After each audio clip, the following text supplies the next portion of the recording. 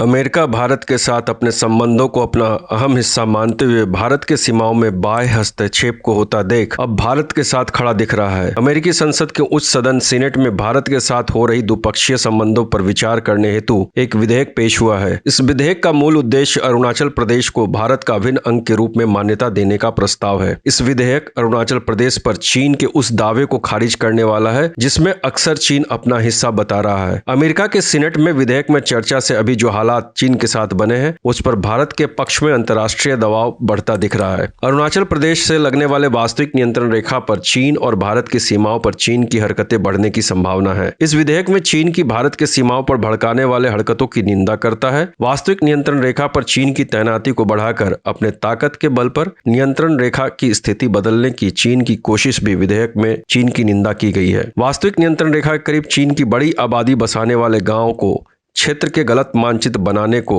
अरुणाचल प्रदेश के शहरी कस्बों के नाम मंदारिन भाषा में रखने की कड़ी शब्दों में निंदा की गई है। साथ ही भूटान की भूमि पर चीन का दावा करने की भी निंदा की गई है। सीनेट में पेश हुए इस विधेयक में कहा गया है कि चीन अरुणाचल प्रदेश को दक्षिण तिब्बत के रूप में अपनी भूमि बताता है। अपने इसी दावे को लेकर चीन अक्सर उससे लगने वाली भारत की सीमा पर आक्रामकता दिखाता रहा है। दक्षिण एशिया में चीन अपने वर्चस्व को लेकर चीन अपने पड़ोसियों के विस्तारवादी नीतियों का हिस्सा और पड़ोसियों को परेशान करने की नीति पर अमल है। यह विधेयक सत्ता पक्ष यानी डेमोक्रेटिक पार्टी के सांसद जेफ मर्कले और विपक्ष की रिपब्लिकन पार्टी के सांसद बिल हेगती ने संयुक्त रूप से पेश किया है। अमेरिका के संसद में भारत समर्थक समूह के उप प्रमुख जॉन कार्निन ने भी विधेयक का समर्थन किया है। ये भी बताते चले कि टाटा ग्रुप अपने विमान के बेड़े में और संचालन में विस्तार करने के लिए फ्रांस और अमेरिका की कंपनियों के साथ ऐतिहासिक विमान समझौता किया है। एयर इंडिया लगभग 470 नए विमान खरीदने जा रही है। फ्रांस की एयरबस से एयर इंडिया 250 नए एयरक्राफ्ट खरीदेगी। वही अमेरिका के बोइंग